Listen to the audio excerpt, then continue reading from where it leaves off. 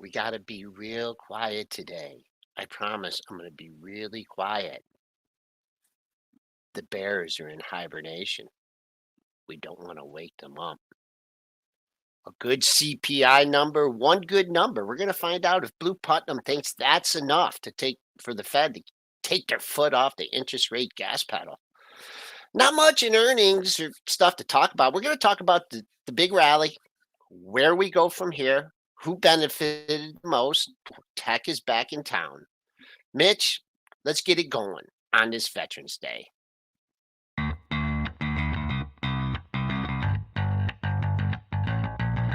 Coming to you live from downtown Detroit, this is Benzinga's Pre-Market Prep with your hosts, Joel Elkanin. This is a volatile puppy here, isn't it? And Dennis Dick. I'm bidding a penny. I'd buy that stock for a penny. With everything you need to start your trading day.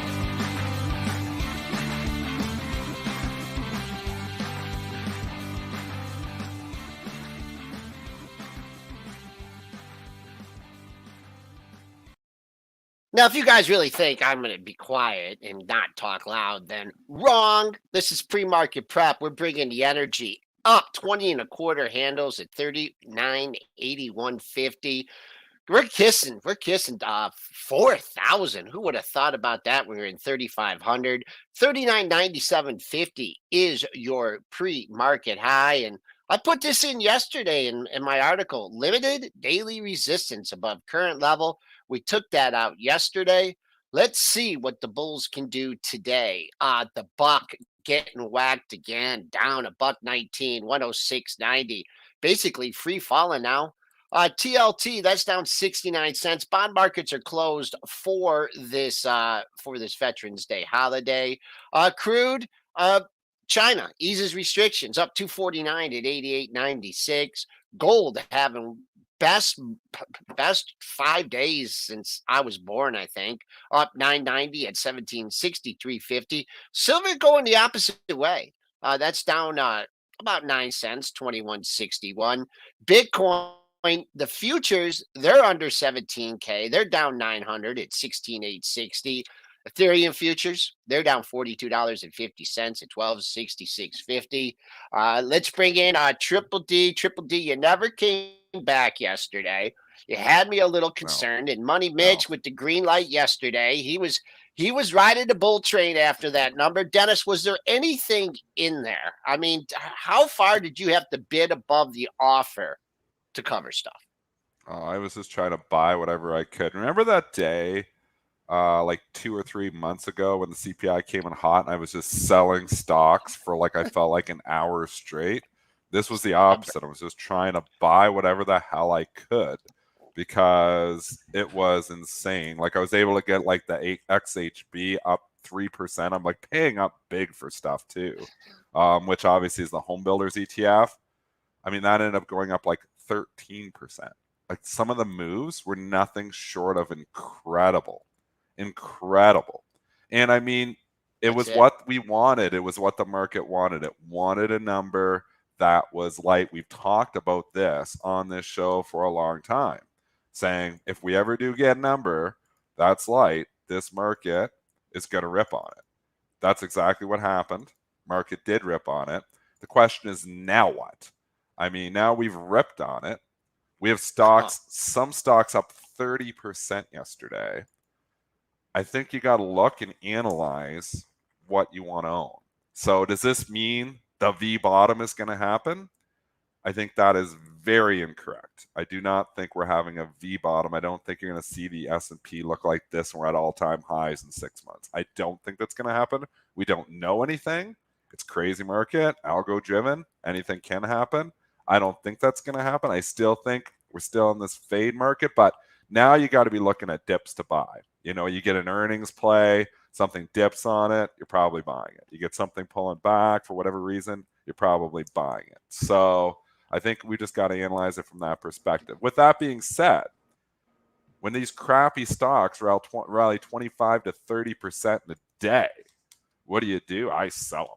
So, I mean, my Unity, and I'll let you guys talk in a second. My Unity went down to $18 after hours 2 nights ago on the earnings. You won't see it on the chart, but that's where it was trading after hours on the earnings. It came all the way back to 28. I mean, you're talking about a move that it moved up 50% from where it was the night before. Forget that earnings report. So I'm like, gone. See you. I bag held. I bought the Unity like $27. It came all the way back up. I didn't even wait for 27. I sold 26 and took the 1 point loss. Obviously, should have waited because it's 27.85. I would have got the whole thing back. But any stocks that aren't making money, I mean, those are what was really moving yesterday. But if you're holding all these bags, it's a good time to unload some bags. You know what I think exacerbated this? It was the price action on Wednesday, right? I mean, it's one of those days, it was a big down day. We closed on the low.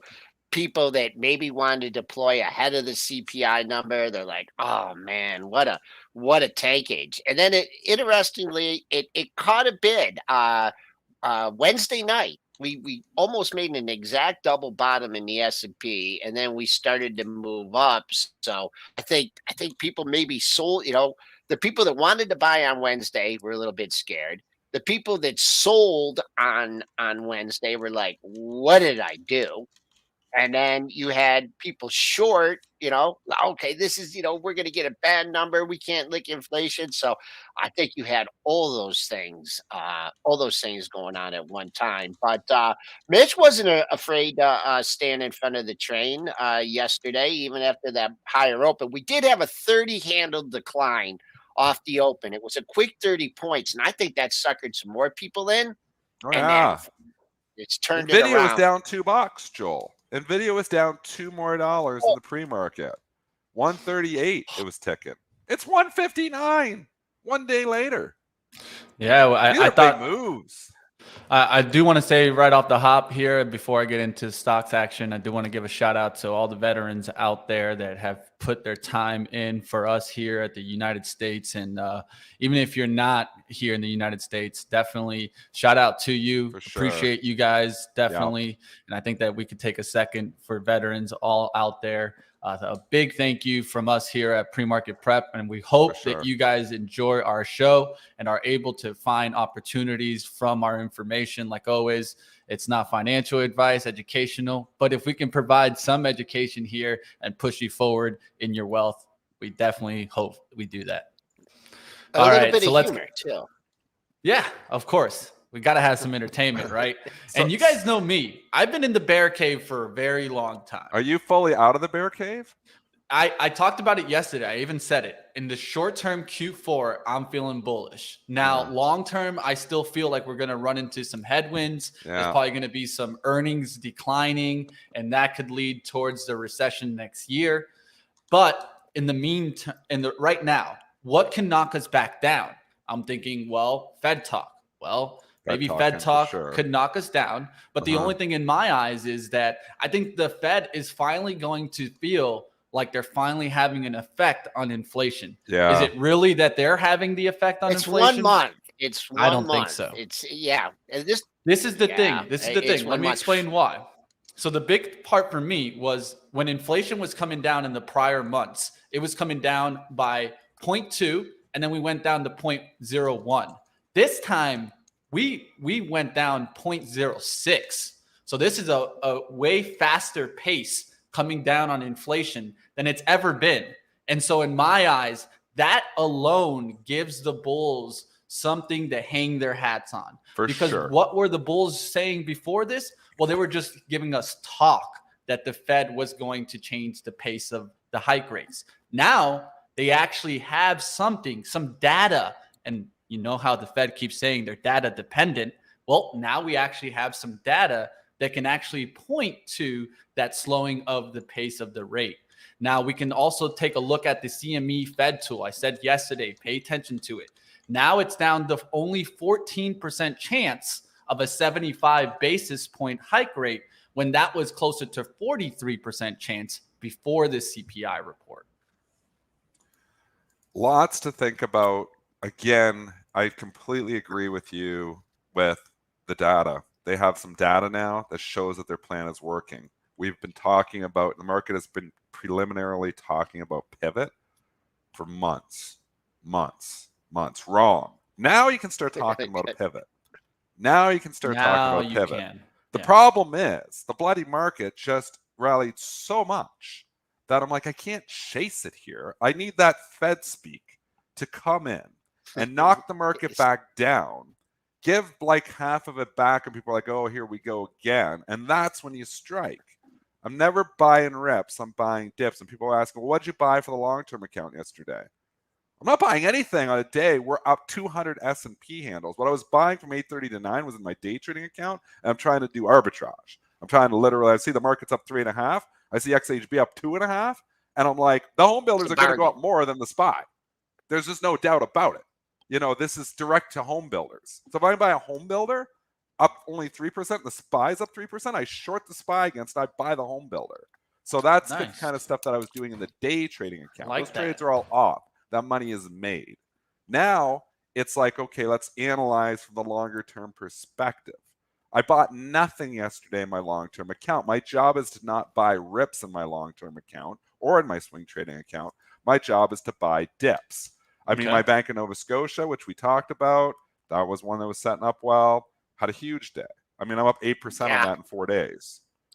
I mean, there's lots of opportunities here, but I think we're up so much so fast. I think I'm lightening up some of the stuff that I don't really like. I didn't sell in the Bank of Nova Scotia. I like that stock. I think it's cheap. I think it's got cash flows. I held on to that. But like I said, I sold my Unity. I had a Japanese ETF that was up just enormous yesterday, EWJ. I sold that in the long-term account because I'm like, this is just a huge move. You're talking about it's up 15, 17, 18% here in about 3 weeks. So, I mean, this is just a big move. Whew. So I didn't sell much in the long-term account. I sold the Unity. I sold this EWJ. I sold something else too. I can't remember. So I sold 3 things out of my long-term account. I brought my cash holdings. I was down to 32. You know, I was down to 32 because we were getting down. I brought it back to like 38. So I'm like, I didn't get down. You know, I'm not all in. But on a pullback here, I'll put more money to work. I got to get a pullback here now, though. I cannot come in when we're, you know, maybe we're going to go to 4,000 a day. But I haven't made money chasing in 2022. There's no money being made chasing in 2022. So I need a pullback now. And I think the Fed speak will give us a pullback somewhere. Somebody will say something. We'll get a pullback, something nervous. But I think you got to be kind of having your shopping list ready to go now. Yeah, I think a day like today is a question that I have, right? Well, yesterday was really risk on type of day, and it felt like growth and value was moving higher. Everything. Which one is a rip to sell and which one has some legs? What do you feel here? Is well, it I think growth short or is it the run, values? you have some legs in the growth. I mean, it's so beaten up, so it's no doubt that stuff goes up the most. But I mean, if you've been puking your guts out, this is a good time to reallocate, Mitch. I mean, if you've been sitting here and you're all growth stocks, and I had 3 people reaching out to me in the last few days saying, I have all these tech stocks, I don't know what to do. I want to own some value stocks. Should I sell them all? I'm like, well, we're so in the hole in the tech, it's hard to do that. Well, now we just rallied 25, 30% on some of these names. So now you have an opportunity to maybe move out of some of this garbage stocks, which a lot of them are, that are potentially going bankrupt eventually, and moving it into something that's solid, something that's got cash flow, something that's making money. Because I don't think we're completely like green light go, ARK's making new all-time highs next year. I do not think that is happening. I think next year, ever. I mean, maybe never. I mean, and you know, you look here. Do I want to own Tesla here? It didn't really participate that much yesterday. Got a lot weighing on it. Twitter's an absolute mess right now for him, and the market is punishing Tesla stock for that. So I'm laying off that too. But I think you get a pullback, maybe some names in value. Even some of the drug stocks didn't participate yesterday because they were going up when the market wasn't. Remember, they're actually moving opposites. I actually saw stock like Gilead down yesterday. And you're like, what a garbage stock. Well, no, it's just because it's risk off, and it was full risk on. So they're taking the money out of Gilead and dumping it in ARK.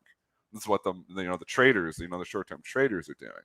But I think you get a pullback in some of these solid names. I think you're buying those. Well, one is thing Santa you got Claus to think coming about, to town? dude, as far as the I mean, Joel, Mitt, what do I buy on tech? Tech just rallied here. I'm not buying anything on tech. I'm talking about selling tech. So, I mean, we're in a completely different boat here. I got to be clear when I'm speaking. Tech had a huge day yesterday. It's been getting crushed. This is an opportunity if you have too much tech. I'm kind of like medium. I have a lot of techs that just grew up, but I hedged and I sold some of it. You know that. So I think I'm looking at buying still the value names. I'm not like green light, go tech. This is it. Amazon's going to be $200. It's not happening. There's so many bag holders above. There will be people coming back in. Amazon gets to 110, bag holder central. Bag holders all trying to get out. So you got a little bit of room. If you're long tech, I think you're holding it for a little bit more move, maybe some follow through here. But you're getting up to what, Mitch? S&P 4,000, you're thinking? Getting up to 35 handles? Definitely, I could see four, and then from there, I've talked about the 407 level, which is an SMA 200. I know, of course, the technicians out there are going to be calling out that level. That's the 407.15 level. And that's probably around the top, right? Maybe you're thinking max 411. I definitely don't see like 430, right? That'd be a little bit crazy. That'd be a little bit too optimistic, I feel here. But day two move, I'll be looking for some of them. What I think is here is an important thing is trying to look at the way that you're saying. Look at the cash flows, right? See if the stocks that don't have cash flow are still making moves up, or is it the ones that do have good cash flow that get the day two move here? It's going to be tough. It's going to be tough here because we're out of Q3 earnings season, and really, what kept the market on the rocks recently was the Q3 earnings season, which wasn't that great, but somehow we're still higher than we were. And Q4 earnings season doesn't start until after the first of the year. JP Morgan is the first or second week. We all should have been listening to Ryan Dietrich talking about the market seasonality. November, I think November through April are the best 5 months of the year. Also, say what you want, whatever your political persuasion is, the outcome of the election. A lot of people were selling on Wednesday because the Republicans did not get control. So you can get some Fed speak here, but man, there's going to be dips, but there's crowded trades on tech to the upside. There's going to be a crowd of buyers on the downside here on the declines because we are so far off the low, right? Yep. Far off the low. We got dip buyers and we got rip sellers. That continues. That trade continues. That trade that has worked nonstop in 2022 is not dead. This is not the 2020 growth. Oh, we're just going to go straight up for weeks and weeks and weeks. I don't think that's going to happen. I agree. I could be wrong. Nobody knows. We're all just guessing. We're all just making logical guesses. I'm right 51% of the time. I'm making money. So, it's tricky to just say what's going to happen from here. I think Mitch's point to 4,000 is a logical stopping point. I think we got room in the next day or two, maybe even today, to 4,000. Mm-hmm. Yeah. But there's a lot of people sitting on a lot of bags, and the first little glimpse that, it's trouble ahead, they're going to sell.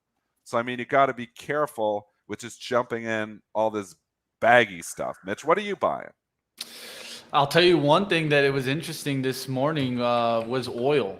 Oil is actually continuing to rise, and this is all coming off of the backs of China.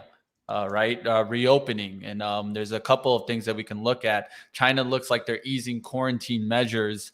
China state media announced on Friday that the country would reduce quarantine times for international travelers by 2 days. Of course, this revises the kind of the facility where it was 7 days, now going down to 5 days. So to me, this doesn't really mean complete reopening, but at least China's starting to ease some of the quarantine measures is why you're seeing oil up today. And these are the stocks that are making the moves up. I don't know. Can these continue to run if China fully actually reopens? That could be something to keep in mind. A lot of good news here. There's a lot of really good news. China reopening, inflation coming in a little bit. This is all the news the market really needed. This is real news. This is what the market really needed. That's why this rally is real. But is it, sustainable? Like in the sense that, I've got to chase here, and people believe that, and maybe they're right. Maybe we do have to chase this one. Maybe this is the time to chase. You got China, you got inflation coming in check, you got the shorts caught. There's no doubt the shorts are caught. I think you got a 2-day move. It's not surprising we're up here today. I think you got the room to 4,000. I just don't know if we've got the oomph. I think you got a lot go more back to room than 420 that, right now. What do you think, man? What do you think, Joel? I'm not gonna try and call a top on this one. I mean, I'm really this. I don't think we need to. I'm trying to say, do we have to buy it? Are we going to get a dip to buy? Short-term trading, yeah. Yep. I think short-term trading. Yeah, chase it. Yep. You're saying chase. I think you do. Yep. And I'm on the fence here. So I never chase. Yeah. But I'm like, I mean, I don't chase for my long-term portfolio because I get in things and I stay in them. You're so much more, fluid with what you do. So, I take my lumps when the market goes down, but like the market timing aspect of things, I bought some treasuries over the last week and a half. I'm still, 4.5%, 5%. That's what I bought over the last week. Well, there you go too. The TINA trade being dead is still dead. Even though we're getting a pivot, the rates aren't coming down immediately here. And you can get 5% right now. You're tying up further in Ontario, and I think it's like on 2 years at 5.5 right now. You get big bucks. Like 5.5. You tie up $1 million, get 55 grand a year. Yeah. People are living on that. Yep. Some people are living on that. You couldn't live on $1 million like before, just like not taking risk. Right now, you could live on it wouldn't be fun living on that, but I'm just saying, you take $1 million in stocks, you throw $1 million in cash, you get $55,000 a year on that. It's incredible from where we were. You say you lose to inflation. And then what if inflation's coming down? That's it. And you lock it in for a couple of years. I know. And now inflation comes down. I waited. You're getting the 5.5. I waited. Not a bad move there, Joel. There's lots to think about here, but there's no reason for stocks to go to all-time highs. So I think you got to take that. But there's people got something for us. I got a lot of people that want to believe it. I got something for us here. So, of course, we don't say always that, history repeats itself, but sometimes it rhymes. So I'll bring you guys some charts back in the 2000, the dot-com era. This is the 2001, and here is a low made in September. And then look what happened in October, November, December. We still had a little bit of a rally, even though we were in a bear market. So this is the type of rally that I could see maybe happening. Maybe it's a 19% move. That was a big move there, even though after this, we ended up coming down and breaking this and making new lows. These are the type of markets that I think we're in right now. We could see this bear market rally. It could hold for a couple of months. And then if we get recession concerns, we could fall off the tape in the long run. The whole recession thing, this is what kept people out of the market. Everyone's saying there's a recession, that China's going to invade Taiwan, right? Had all the nervous Nellies here. And then, I'm seeing stories that Biden... I'm still nervous. We're still nervous about that. Biden seeks to build floor with China relations. He's meeting with Xi. I mean that's never going to change anything. Just a meeting. Well, what if there's a flip in the relations? I'm not saying that there is, but there's a potential catalyst out here with a better relationship with China. I don't know what's going on in the Ukraine war. Mm-hmm. There's a lot of things that can happen that, first you got the good CPI. Everyone was, waiting for a good CPI number. You got that. I mean, now, if things get better with China, boom. If people ask you what is that, I still be looking at to buying the banks on the pullback. They've gotten beat up. They should have done better in a rising interest rate environment. If we're not going into recession, they're not sexy, but there's still. I mean, J.P. Morgan's had a big move. Try and pick a level to buy that. Still way off. It's it's got the momentum after just getting killed. So that BNS, I really looked at, Dennis, when you talked about that. Well, I hadn't gone. I'm just, me, relationships. I'm like, every bank has rallied and BNS hasn't rallied. So I'm like, I think there's a catch-up trade here. We're setting up. If it got above 50, we got the breakout yesterday. I mean, there's room to 55 on this thing. So I'm triple long it. So it's 3 times the size of a normal position. So that's how bullish I was on BNS. I got on for trade. And as far as like these growth stocks, I mean, they've come down so far. Like I know you mentioned the Unity, Dennis, and it traded 18 in the pre-market, and then it's 28. Could go to 30, 40. Could. Yeah. The difference is though, I don't want to be if there's a turn here. This is a metaverse thing. Michael Pachter liked it on our show. I had it in my head, and I wanted to play it a couple times. I played it once successfully, and this last one was bad. And I was actually considering selling it before the report, like just, getting rid of the whole thing. I did sell a piece of it 26 on the way down before it started, like, really falling. Just because it was like, I don't, it's breaking down. I always say stocks making new lows, you got to go. But I was like, I held a little piece of it, and then it went to 18. I was like, why didn't I sell the whole thing? Then I come all the way back yesterday, one day, I was like, wow. I'm like, there's better stocks out here. So there's better companies out here. Maybe not better stocks, but there's better companies out here. I'll tell you one to be careful on. I don't know if you saw today, but Intel is dropping in the pre-market. What's wrong with due Intel? to a JP Morgan double downgrade to underweight from overweight. Analysts citing increased competition from rivals such as AMD and Taiwan Semiconductor for the rating change. Always somebody pissing in my pool. Intel's just starting to look good. Man. The JP Morgan. I'm finally getting back to even almost on Intel. Now you come in, you can nail me, JP Morgan. Screw you, JP Morgan. I was going to get my money back on this thing. Yeah, they got some institutions that want to buy it, Dennis. They got some institutions that want to buy it. So they'll knock it down a little bit. Don't worry about it. You're telling me no, don't do that. But the double downgrade sucks. I'm long Intel. I bought a 30. I'm long Intel. Yeah, value trap. Not long Intel. Value trap. Never will I'm be, like, probably. Come back to 32. Get my money back. Intel definitely needs to change things up. I retract that statement. Value trap's 50. Intel value trap's Can you take that statement off there? I'll tell you one thing. Value trap for 22 years. It topped out at $80 back in 2000. I think that was the high, wasn't it, Joel? Intel? Yeah. $80 in 2000. We're 20 years later. AMD eating their lunch. Nosebleed multiples for stocks. That's the truth. I like BZ Tokyo's comment. We haven't seen BZ Tokyo in a while. I don't know where he's been. But everyone's got a lot of opinions, but no one has any time frame. We bullish until at least the end of the year. That's what I said. We start selling off before the next one. Yeah. I think so. I mean, another thing that's going to temper the rally a little bit is, and I got some things to sell to take some losses, whether I buy it back or whatever. But that's another thing that could temper the rally a little bit. But as far as individual, as far as the index goes, as far as the S&P goes, I've made this mistake before. It clears one of my lines with with velocity, thinking, okay, it's coming back. It's gonna come back down. But there's just nothing in here. Yeah, there's just nothing in here on the dailies. And you know what that high's from? That high's from the September CPI day. This was the day that you were selling everything. Wow, Joel, you're so good at. And look what happened after that. Man.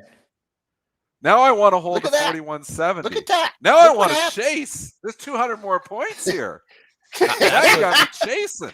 I mean, the one thing also is that we're finally out of a bearish pattern.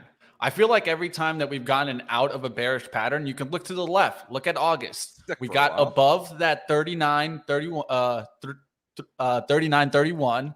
Then we came above it. We threw back to that line and then took off. That's what kind of I could expect now. A little push above 4,000. I'd love to see that. Retrace a little bit, hold that line on any pullback, and then really give us the lift towards the 410s.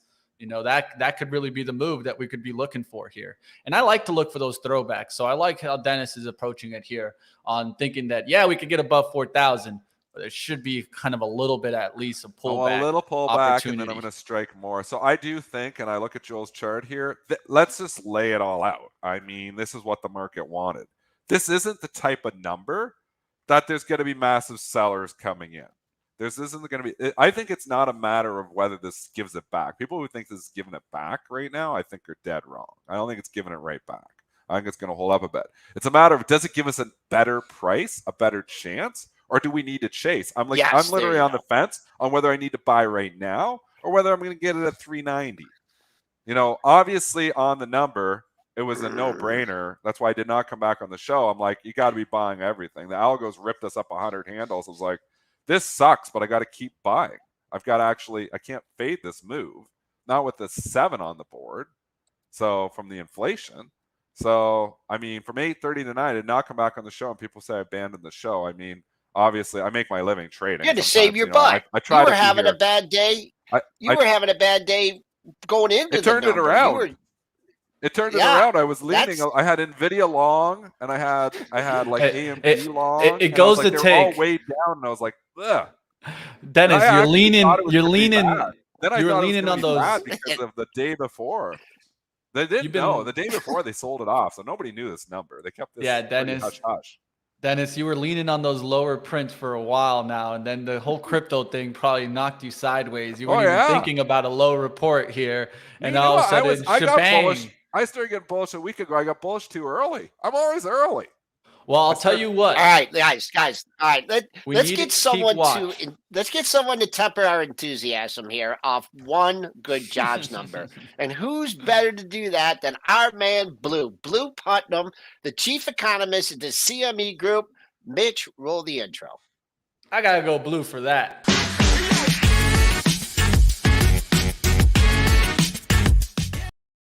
Yes, let's get them on. My guy Blue. Everybody's guy Blue, right? I mean, that's what we all need. We need some insight from the CME Group. Fill us in. What's going on, Blue? Well, the market really wanted to hear the Fed might pause. And of course, the Fed hasn't said that, but the inflation data certainly gave it an opportunity to think about it. I've cautioned a lot of patience on the inflation data, and really it was only the headline data that was great. The core is still pretty sticky. So it's going to be a while, but we now had, I think the headline peaked in June at 9%. So we've had 4 months of decline. So now we've got a little bit of a trend here, barely. Blue, do you think this one data point is enough for the Fed to start talking a little softer? Do you think the Fed speak coming out now is going to be like, well, our plan's working and maybe we're going to work towards a pause here? Do we hear these words coming from Fed officials now? Okay, 2 things on that. First of all, it's not one data point. We've been coming down on headline for about 4 data points. Okay. And the month-over-month rate from July, August, September, October is I think around 2.3, 2.4, 0.234 a month over month. Now, if we could get that for 12 months, we'll be at 3%. So it's not 1 month, all right? So that's first thing. Second thing, how much of this is really coming from the Fed's action? Well, the main thing the Fed did is double mortgage rates, and it's raised all kind of rates that affect durable goods, houses, automobiles, household appliances. So if you look at the inflation rate on durable goods, it peaked early in the year at 18% year over year, and it's down to 5%. So the Fed has had an impact on durable goods inflation, but all of the rest of the impact isn't here yet. Yeah, that's the chart. Durable goods is the one that's the darker blue line that's coming way down, way fast. Services, that's the gray line.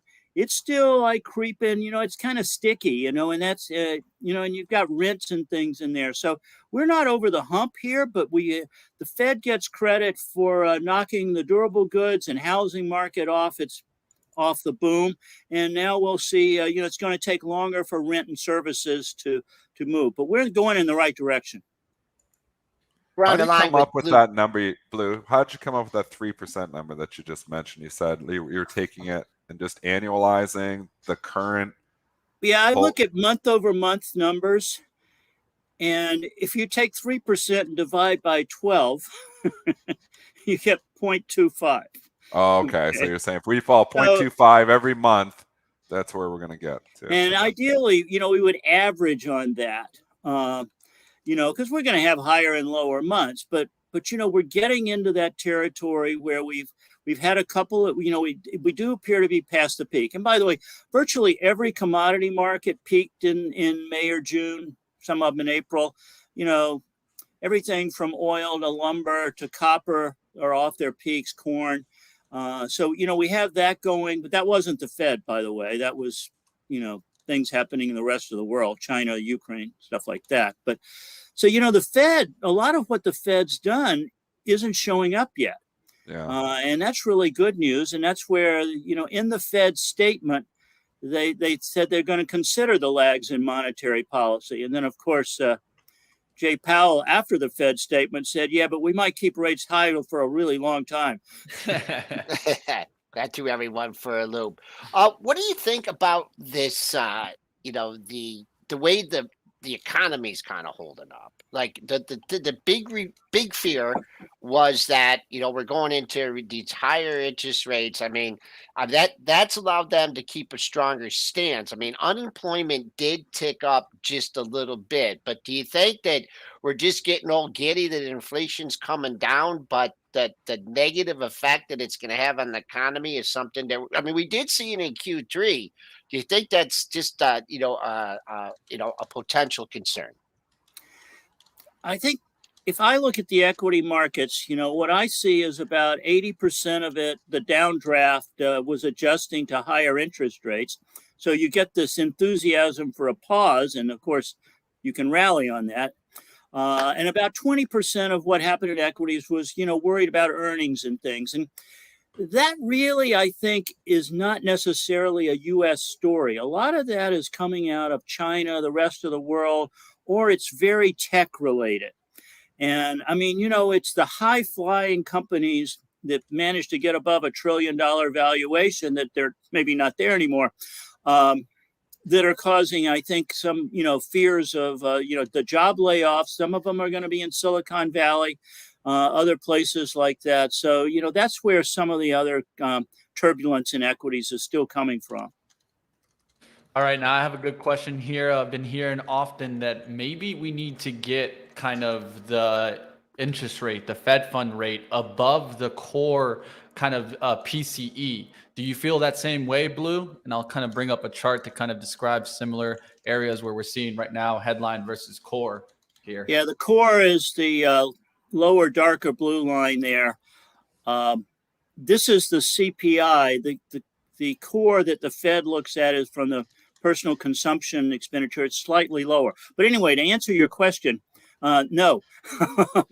If you believe that the Fed has made a difference, and I do, and if you believe that some natural forces are also working, coming out of the pandemic, no fiscal stimulus, stuff like that, are making a difference in this, then you don't need to go all the way up to where the core is. But if you didn't believe that, you would. But, like in the 70s, when Volcker was early 80s, having to deal with it, there was a definite trend upward in inflation. And there was no of this 4 months of possibility or whatever.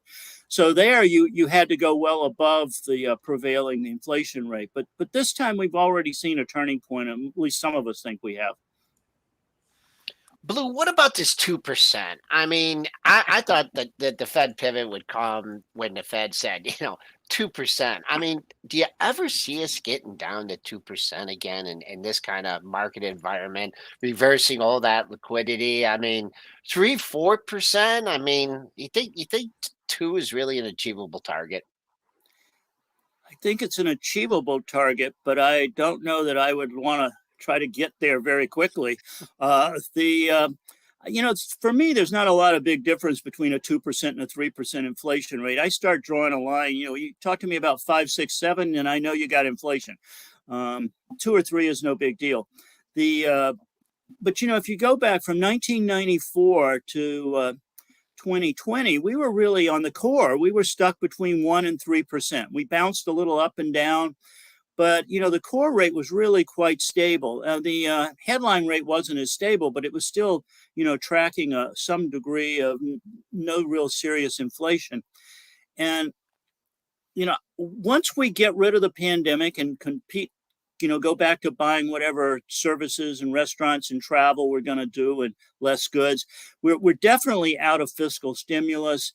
The Fed's reversing withdrawing its accommodation. So I do think we could get back to averaging 2%, but I just would caution that if you want to try to do that in 2023, 2024, you're probably going to be disappointed.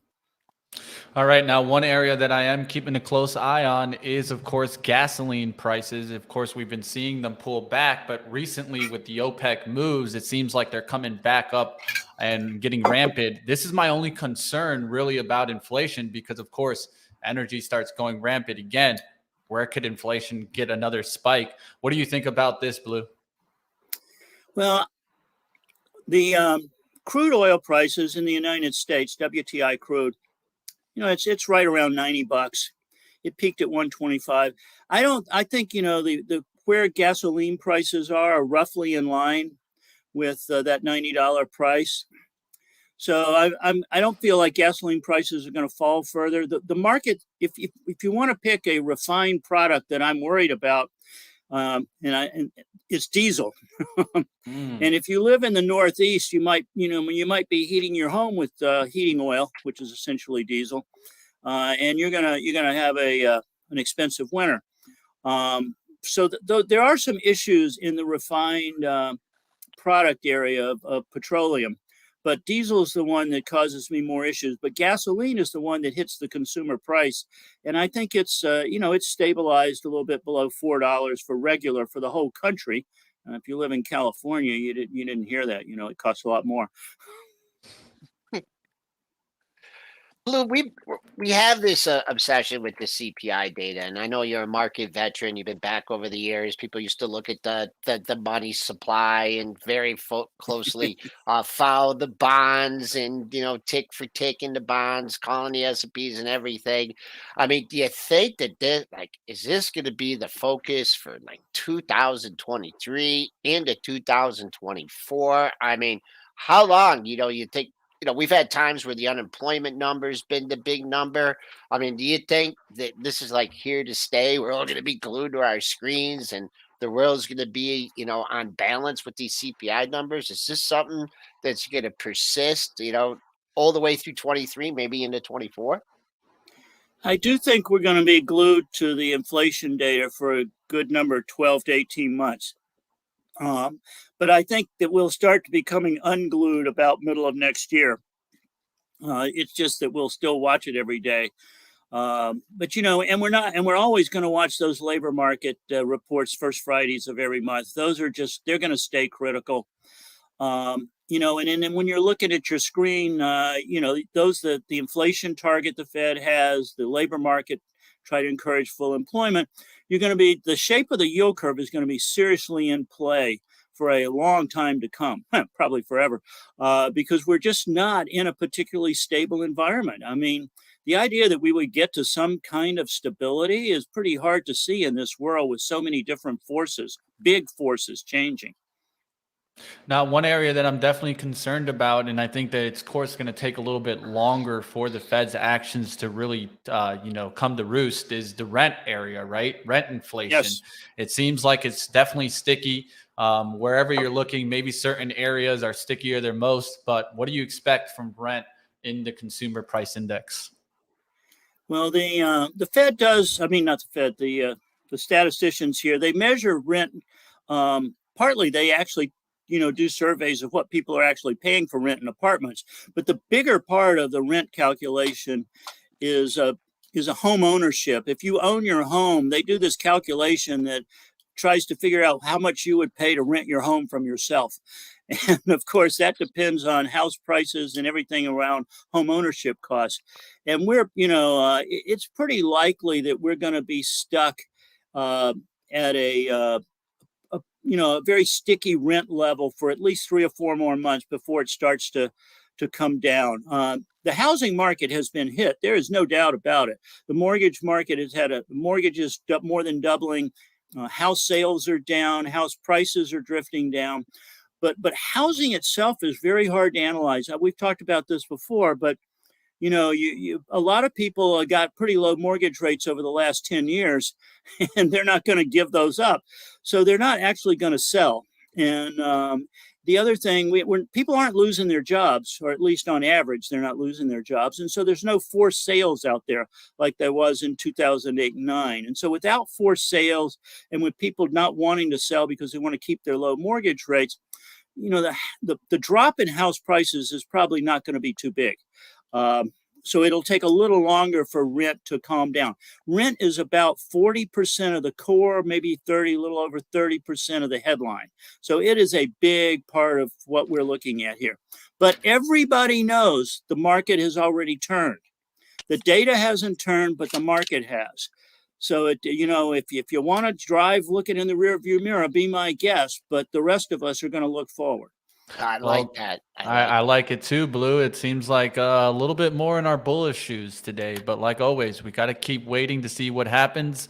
Another area that I think is definitely important is figuring out what's going to be the path moving forward, right? I think we should definitely start thinking about 50 basis points in December.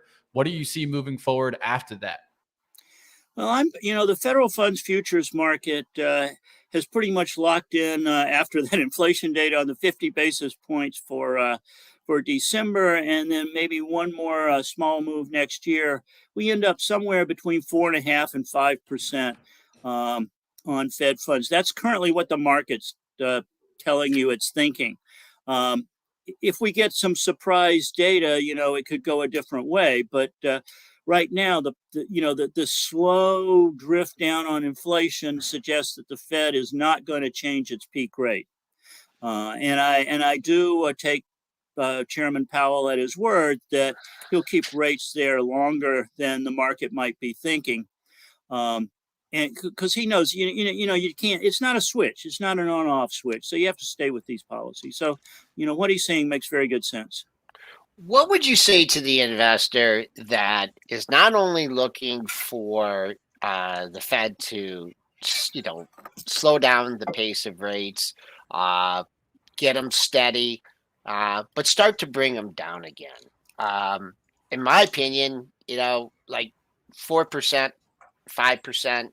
It's still on historical standards pretty low. Do you think that maybe the Fed is going to keep them higher for longer because they kept them lower for too long, and it's really going to take like just like a major calamity for them to? I don't think are we ever going to go back down to those ridiculous rates that we had before?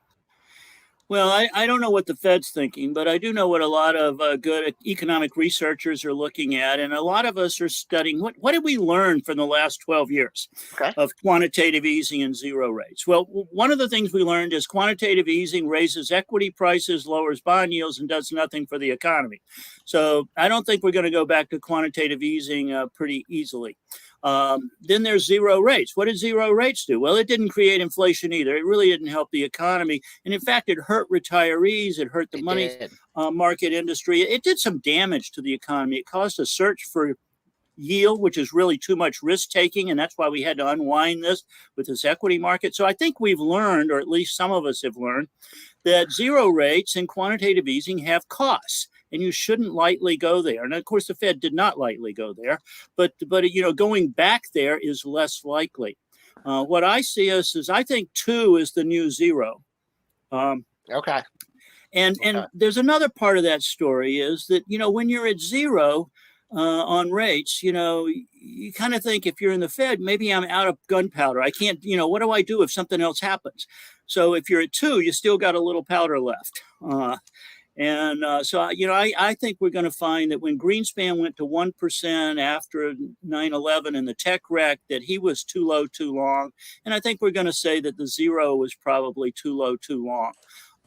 And so, next time around, we'll go higher, and then we'll come down and won't come down as low.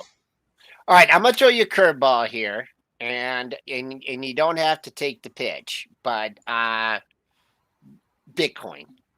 The fallout on the global economy. I don't know if you have an opinion on it. I don't know if you've invested in it, and you could definitely take a hard pass on it. There's a lot of different opinions out there. I just wanted to see if you had one. Well, I study Bitcoin, and of course, you can trade Bitcoin futures on CME Group. But one of the things that's interesting is we went through a period of several months of really incredible stability in the price of Bitcoin in that $19,000 to $20,000 territory. And anytime I see stability in a market in which every other market is incredibly volatile, I get nervous, and so I didn't know which way it was going, what was going to happen, but I did feel that there was a justification to be very nervous. And what we've seen now is some things that imply that the regulatory push on how cryptocurrencies and so forth are regulated is going to pick up, because the SEC. It goes back to thinking about when these institutions was formed. The SEC came out of the 1930s, and that's when investors really got hurt.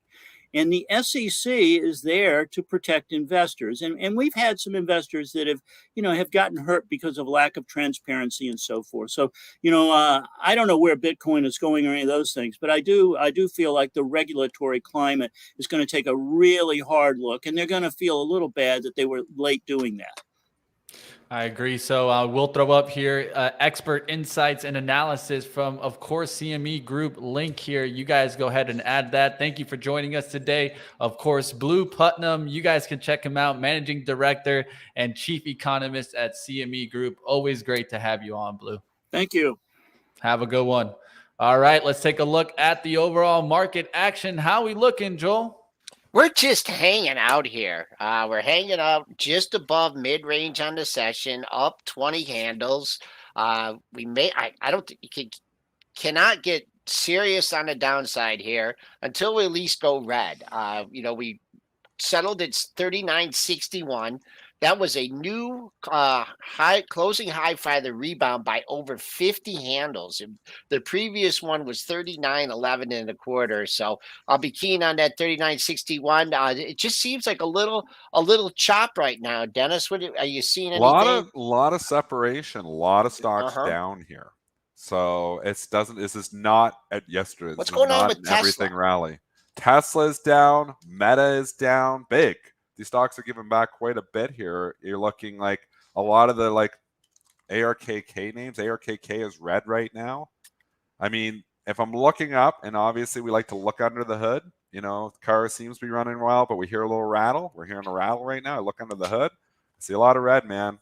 So I'd actually would not, from a day trading perspective, I'd be selling SPY here, because if, we start to see what's holding us up right now is energy. Energy is holding us up. You do have Amazon trading up 2%. It's separation within industries too, which is weird. You got Tesla down $2, Amazon up $2, Meta's down, but you got Netflix is trading higher here, and Apple's trading higher, and Microsoft's slightly up. I mean, it's like a Christmas tree. It's red and green all over when I'm looking at my screen here right now. So not all green. I'd say half red, half green, which is really weird.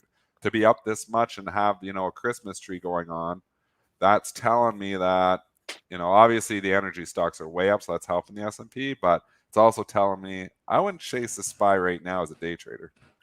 Okay. Be looking at unchanged, and that's it. I think it could get unsure, yeah. Okay. One area I think we should also keep watch is the crypto markets today, right? Well, we were able to go up yesterday. We even, I feel like, spiked Bitcoin towards the upside. Can the support hold in Bitcoin? Looks like to me Bitcoin support towards 1736. Maybe you put it down there towards 1734s, but it doesn't look like it's hanging on right now. If Bitcoin goes, I'd be careful about the market. So I'll keep watch that relationship today towards the open. Where's Bitcoin? Show us the Bitcoin chart, Joel. I see the futures are different. I don't care. Can't we just show we'll show what you got? If not, I can show. It's an inside day. I mean, the futures are down 11. Hard to get bullish Bitcoin as long as we're below 18,000. There you go. I was just going to say, I'm not going to try and find support in that. Yeah. You just got to 18 on the brain. You got to get back up over that before you start even thinking about getting bullish Bitcoin. Yep, I agree. Yeah, and then what is the other fallout here? We just don't know, with all the FTX. Exactly. There's more fallout happening. Yeah, there could be some more fallout, especially. Yeah, so keep that in mind. See, that's what I think is the negative catalyst that turns this rally around. But does it really turn us around completely? That's what I'll be watching. Could give us a pullback and an opportunity. Exactly. I've got the full buy the dip hat on right now. I just need a dip though. So buy the dip hat is on. I need a dip. We'll see what happens. Will you get that cheddar dip today? We'll see what happens. Definitely going to take a look at some different stocks today. I did see news out on United giving pilots 5% raises early. So keep your eyes on United today. They did have some news out. This could give them a little bit of lift. They were lifting yesterday. Airlines were starting to take a lift. But, of course, keep in mind, oil prices going higher. So I just don't know how long that rally can last in those airlines. Another stock that had reports today, Figs. I don't know if you know some insights on Figs, Joel. Maybe you know some insights there. That's the healthcare. That's the apparel and healthcare. Maybe Lisa knows a little bit about Figs. No, I've never traded this or heard of this one. All right, so it's a healthcare apparel company, and so they do the scrubs. They make the most popular scrubs for the healthcare industry.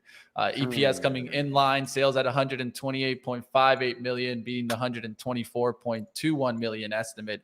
Raymond James did downgrade Figs to outperform and lower price target to 8. Sounds like a COVID stock. Yeah, we'll see what happens. WeWork also announcing that they're closing about 40 underperforming locations. Still listed in the U.S. Yeah, $2.56. Oh, that's a great one. Where'd that thing come out at? I guess it came out. Was it a SPAC? It was a SPAC. It was a SPAC. It went the SPAC version. And then SPACs attack again. Yeah. Toast is the last one that I'll give, at least earnings wise. That's a good segue from WE. Yeah. Toast there. EPS loss of 19 cents, missing the 9-cent estimate. Sales at 752 million, beating the 721.52 million estimate. They do see Q4 revenue. They increased the high end to 760. The estimate was at 731.31 million. Reporting on the right day. Right? That's important. What matters more is the day you report. Everybody got the bull hat on. They find a reason to buy that toast, and they did. Now watch out for MSTR. Wait, I just want to say something about the toast here. Yeah, and, let's do it. The toast, like $23. I mean, it's got the momentum. It's up there. It hasn't hit 23 yet. I'd keep a real close eye on 23 because that's something on the monthlies. This thing's come down from $70. So, I always like to stand in front of these things, but, look at that 23 as resistance. It fell off really hard when it hit there before, but I'll make that 23. I'll make that a 4-star today. And someone asked what a handle is, and I just want to clarify that question every once in a while. When I'm talking about the S&P 500 index futures, we're currently trading at 39.82. If we went up to 39.83, that would be one handle, right? That's nothing, right? During that CPI, we moved 100 handles, 100 handles. And just to let you know, just to show you how old I am, I used to quote the S&P in nickels, like 0510, 1015, 1520, 20, 2025. So now handles are just like nothing. I mean, this market, 100 handles, I mean, that would have been impossible to relay the hand quotes on that one. But just wanted to clarify that. I believe that was for LIV. Do we want to? It's the numbers before the decimal point. The number before the decimal point. There you go. Oh, that's a good way. That's an excellent way. Pretty good for a spy lover like you. But anyway, this day. It's going to be very interesting. Like I said, lots of red, lots of green. Don't expect your stock to be up because a lot of stocks that are down. The growthy names are giving some back. Square's trading down almost $1 here now. You're seeing value names catch a bit, but the banks aren't participating for some reason. A little bit of participation. It is a mix. This is the definition of a mixed market right now. We're up 20 handles, but this market is mixed. One thing that I'd keep in mind, of course, with the Bitcoin situation, Michael Saylor, executive chairman of MicroStrategy, spoke yesterday on CNBC and said that speaking for Bitcoiners, we feel that we're trapped in a dysfunctional relationship with crypto. and we want out, said Michael Saylor. He also said that the that industry needs to grow up, and regulators are coming into this space. The future of this industry is registered digital assets trading on a regulated exchange where everyone has investor protections they need. He's the biggest Bitcoin bull out there. What does that mean when he says he wants out? He obviously doesn't mean he wants to sell, because he's the biggest Bitcoin bull out there. He's all emergent on this thing. What does that mean? Be careful. I don't know what that means. I don't know. MSTR, we've already said, if Bitcoin goes down to 10,000, MSTR is in a world of trouble, and you're starting to see that get priced in. Not saying it's going to go there. Well, I have been saying this. I think it's going there, the Bitcoin. But this MSTR is very close to 52-week. Well, 134, I guess, got down to in April, so it's still ways off. But definitely a bad couple days. Yeah, the one thing that would really concern me, we've heard about... I'm going to cover some symbols. Pre-market prep plus. I'll let you guys go and finish up. Triple D, work your way out of those positions there, and it's an interesting day. It's an interesting day. We'll say that. Have a good one, Joel. Lots of red, lots of green on my screen.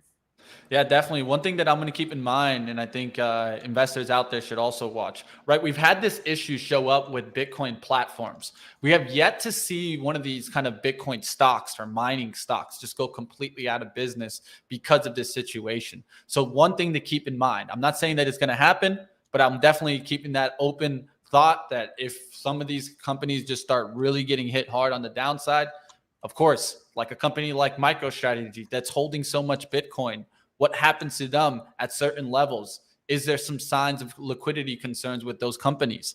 Well, one thing to keep in mind, we'll see what happens. Those comments from Michael Saylor yesterday definitely creeping me out a little bit if I was a MicroStrategy investor. Me too. But we'll see what happens today. Yeah, that definitely didn't sound bullish, but we'll have to wait and see. Like always, traders, you guys make your own investment decisions. We just hope that we can at least give you the perspectives on both sides of the coin, and then you guys can go ahead and make those decisions. We'll see what happens today towards the bell. Like always, appreciate you, Dennis, for coming on, giving us the insight, and keep battling in those markets. It ain't easy. It's a battle. Yeah. You guys see Dennis with the experience that he has. He's still battling in this market. That just goes to show you things aren't easy. So always risk preservation. All right, let's keep going. We're going to get you over to All Access. That's going to be coming up next. That's going to start at 9:15. We've got just one small interview for you today, and then we'll get into some live trading action. Yes, I said it. Live trading action today. Don't miss out. That's going to start at probably about 9:45, 9:40-ish. But like always, you guys can stick right here on Benzinga for content all day. Today, we will be interviewing Fubo CEO. Don't miss it, team. If you guys want to come and learn about Fubo TV, I know there's a lot of bulls out there that were pushing for a nice breakout in Fubo. Well, come ask some questions. If you got anything to ask, that's going to be at 1:15 p.m. on Stock Market Movers right here on Benzinga, my show. Meet me there. I'm definitely going to be interested in talking to Fubo. You guys remember, I've been a Fubo fan. I've been not a fan. And I feel like at this point, I'm going to have a great conversation and ask some tough questions coming up, of course, to Fubo. All right, let's keep going. Let's take a look at what else is going on. Real estate getting a little bit of a bounce yesterday, so keep your eyes on that. Technology, names like NVIDIA, really starting to get out of the bearish territory. These are stocks that I could see getting some lift.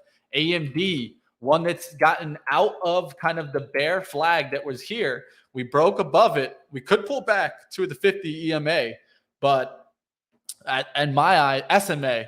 And then in my eyes there, if we can hold the 50 pullback, continue above 65s, we're looking good in AMD to start making our way back. We'll have to wait and see what happens today. Of course, the SPY is going to be interesting here towards 396. Will we get a downturn? I think we still have room to run, right? I think money managers are probably caught yesterday and going to be looking to buy the dip. We're just going to have to wait and see and what happens there.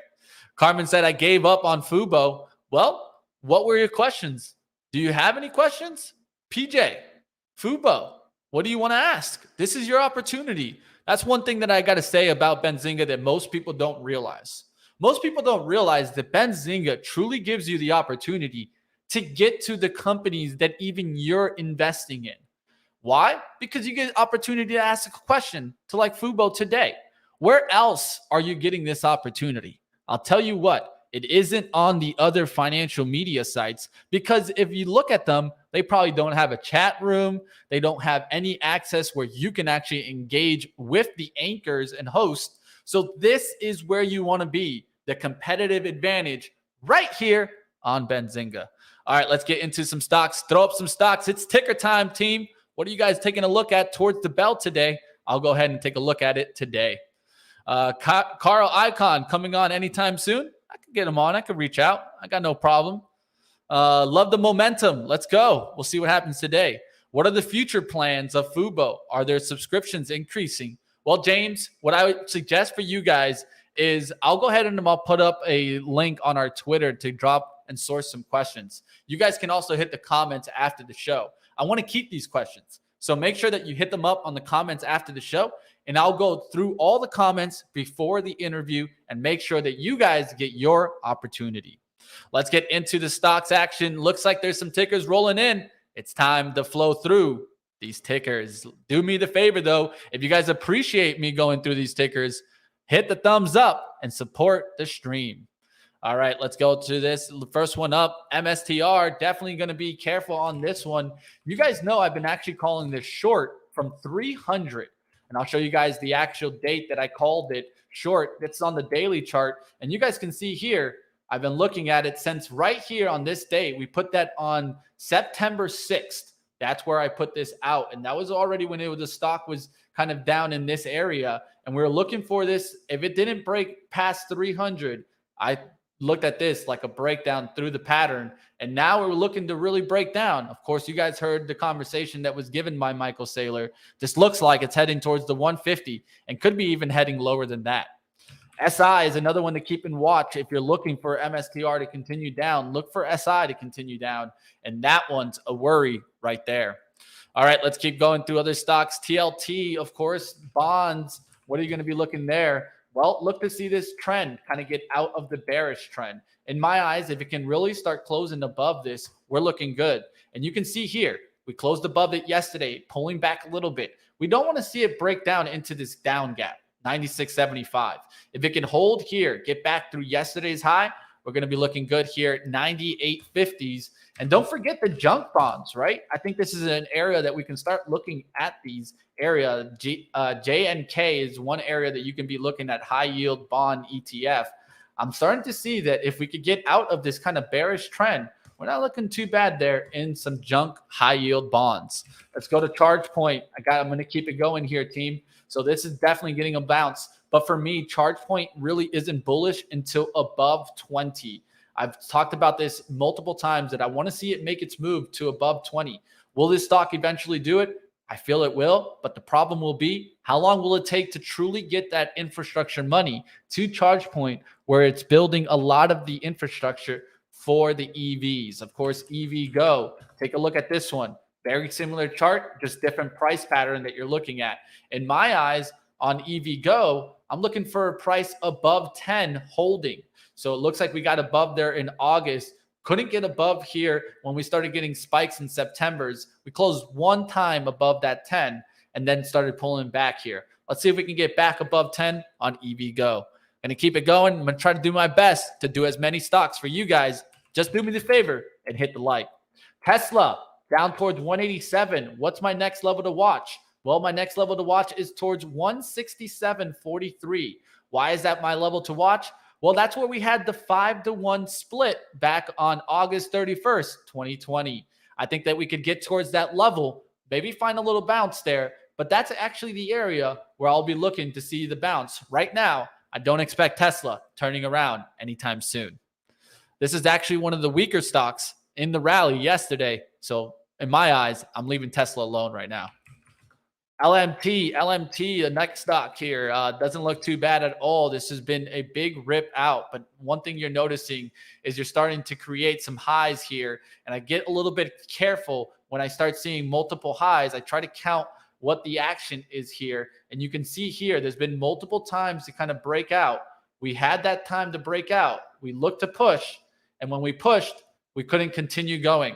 Then we start coming back here. If it breaks this support on the downside, 480s or 479.50 here, and it could be the 479.43s. We start breaking down, you could retrace some of this recent action. Does it mean that it's coming completely down? No, but I would see here the top action there to 494, 50% retracement gets us right into the 450 area. That's where I could see it retracing to if it cracks that area. We'll see what happens there. AA, I'm going to try to keep going here. Alcoa, look for 50s maybe to really start getting this going. One thing that you can clearly tell is that you got out of this bearish trend right here. You were starting to tap it. You even got above it, went below it one day. Now you're above it. Look to 42.70s, or maybe it's just even 43s to start holding as support. And that could be your level to look at on a nice upside move. We'll be looking for a move maybe towards the 50. That's going to be the first level to look out for. That's the next kind of resistance I'd be looking at right around here, 48.98 to start playing as resistance. Really, if you look to the left, you're even starting to get above these 44.63s. That's another level to look for on some pullbacks action. We'll see what happens today. Alcoa. NVIDIA says Ivy, this is a good one. Watch for those 150 pullbacks. That's the gap zone. You got above the gap zone. Maybe you get a little bit of a pullback there in NVIDIA. Fubo is a lottery ticket for PJ. Can't blame you on that one. Let's keep going. Amazon was one of my top watch yesterday for the reversal. A lot of that based off of what? The RSI. You guys know how I love using RSI to tell me overbought or oversold. And this stock was definitely on the oversold extreme. I only say look at RSI in their extreme moments. You can tell here, there's not many times Amazon has gotten below 21 on the RSI, and we just cracked it. How could you be using this? Well, take a look here, guys. If you look here, when we went to 21, what happened here? Well, up action right after that. Look at here, went to 21. What happened after that? Up action after that. What happened here? We went down to 21.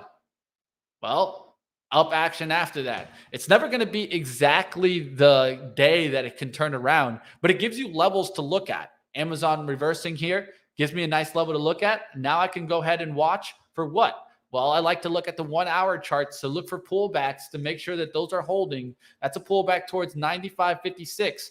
Right now, it definitely could also pull back towards this level and hold as support. And you can see it in the pre-market. It's holding around that 97.67 level. So maybe you get a 97.50 level and then a push right back through the 99s. That's what you might be looking for in Amazon today. A close to 100 has a nice little turnaround look that we could be coming back for this 105 and gap zone above. All right, let's keep going. Good vibes indeed, James. I hope you guys are enjoying me going through as many stocks as I can here for you, and definitely smash those likes. Let's keep going. Let's take a look at some other stocks. What else do we got here?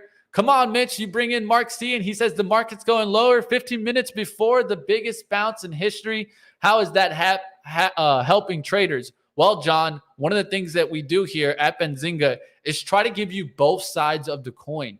We can't give you the side that's going to always land on the best probability, because then we would be the know-it-alls. And the truth is nobody knows it all, John. But one thing that we try to do is always give you both sides of the coin, get you perspective from some of the leaders in the financial industry. And trust me, Mark Chaikin is one of those leaders. Just look at how many indicators he's made. Just look at all he's done in the industry. Well, you'll definitely, if you do your history, you'll be able to see Mark Chaikin is definitely one of the leaders in the industry. All right, let's keep going. I'll definitely back up Mark Chaikin anytime because he's done some great things for the industry.